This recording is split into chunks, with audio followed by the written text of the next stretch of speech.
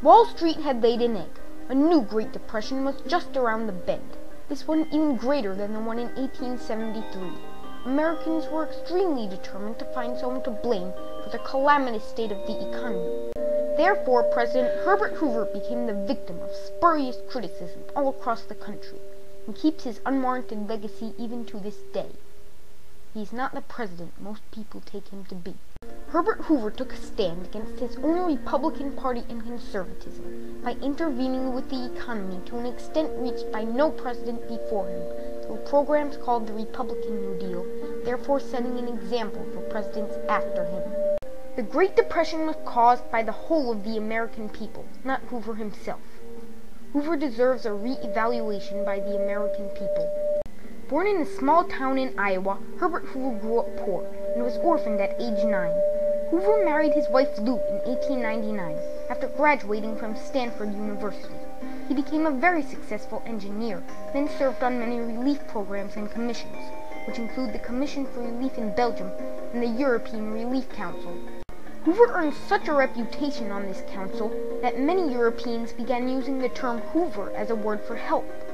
Hoover announced his loyalty to the Republican Party after the failure of the Progressive Party in 1912, which Hoover was a part of. While serving as Commerce Secretary under President Coolidge, Hoover headed the Mississippi flood relief effort. This deed and his humanitarian work earned him popularity in the presidential election of 1928. Hoover won that election in a landslide and immediately addressed the farming crisis that began shortly after World War I due to overproduction by creating the Farm Board in June 1929. Black Tuesday, the beginning of the Great Depression, came 7 months after Hoover's inauguration. In that short time, there was nothing Hoover could do to cause a depression. The crash of 1929 was caused by speculation in the stock market, which caused fluctuating stock prices. This created a panic in stock owners who were used to the Roaring '20s steady prices. As banks, businesses, and citizens who had bought stocks sold them, prices dropped dramatically. Even people who hadn't bought stocks lost money because of their investments in banks. Banks had invested their customer savings in stocks. Because businesses lost money from their investments in stocks, they were forced to cut salaries and make employment cuts, creating economic devastation. Although many blamed Hoover for the crash, he was not the cause of it, for he had spoken out against speculation as Commerce Secretary and as President. Even yet, villages of homeless people during the Depression were named Hoovervilles, after Hoover, because people believed Hoover was the cause of their misery. No president has the power to create a depression at their will, and Hoover is no exception. He had a minimal part in the creation of the worldwide depression. Hoover was not the cause of the depression, but in some ways he may have worsened it. Although he had initially opposed it, Hoover signed the Hawley-Smoot Tariff Act, which Congress had passed because of Hoover's proposal for a minor tariff increase. The Hawley-Smoot Tariff Act put whopping high tariffs on imported goods, causing uneasy economic times in other countries. In many cases, other countries retaliated by passing similar laws. This forced the U.S. to pay high tariffs, destabilizing the economic situation even more. Hoover was in favor of helping people to help themselves, which did not dramatically improve the economic situation, but it did not worsen the economy either. Hoover was criticized for all of his controversial actions by Democrats and Republicans alike, but he was not credited for his new progressive approach to the economy. A chicken in every pot and a car in every backyard to boot, the Republicans promised in 1928. The Great Depression ate those chickens and foreclosed the houses that had those backyards. There were bread lines and people without homes, and it was just awful. Hoover's optimism was suddenly meaningless to Americans. Although optimism had worked in the campaign, because of his poor public speaking skills, Hoover could not seem to convince the U.S. people as president that the economy would heal and that they could safely invest their money, for this would stimulate the economy.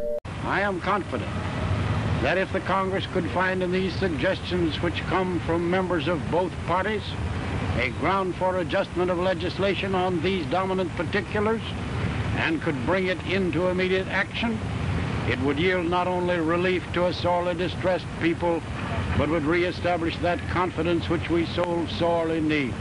Hoover also tried to relieve the economic troubles by meeting with industry leaders in an attempt to convince them to stop cutting their employees' salaries.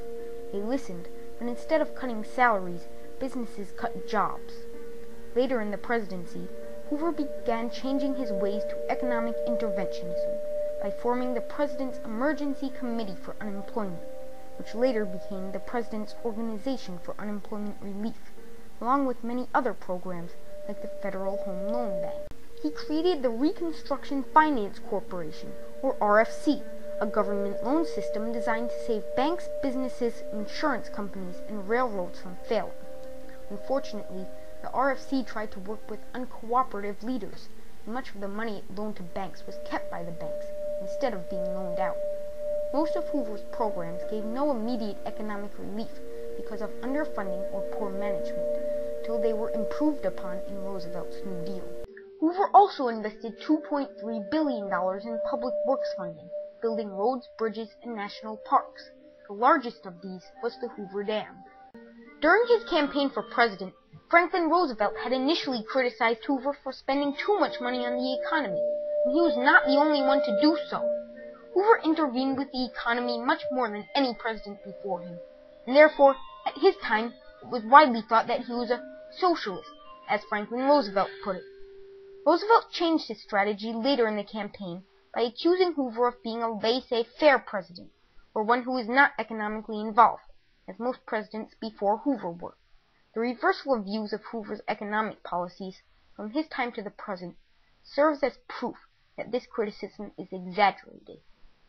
In 1928, no one could predict that a landslide victor could go on to be a landslide loser in the very next election.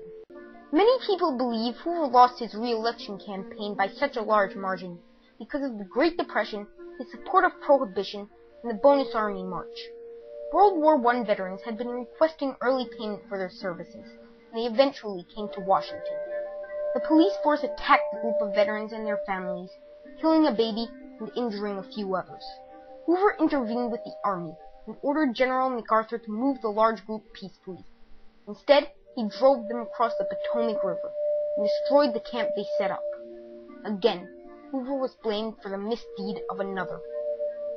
When Franklin D. Roosevelt won the election of 1932, the economy was not in much of a better state, and it didn't get better, largely due to Roosevelt's refusal to work with the outgoing president.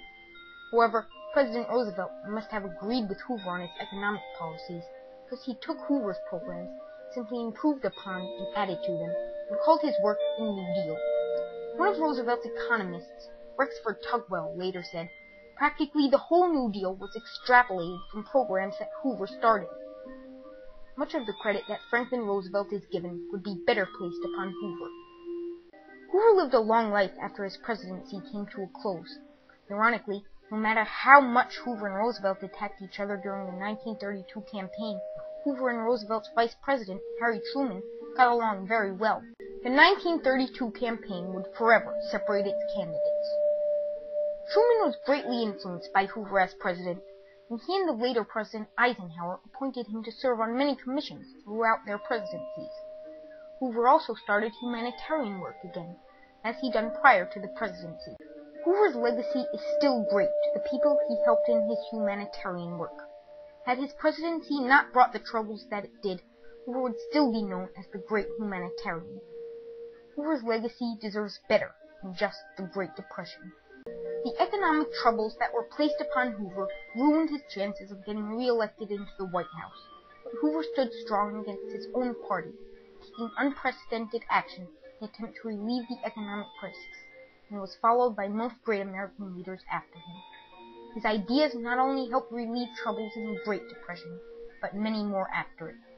That is what Hoovering is all about. They used to tell me I was building a dream, and so I followed the mob. Once I built a railroad, now it's done. Brother, can you spare a dime?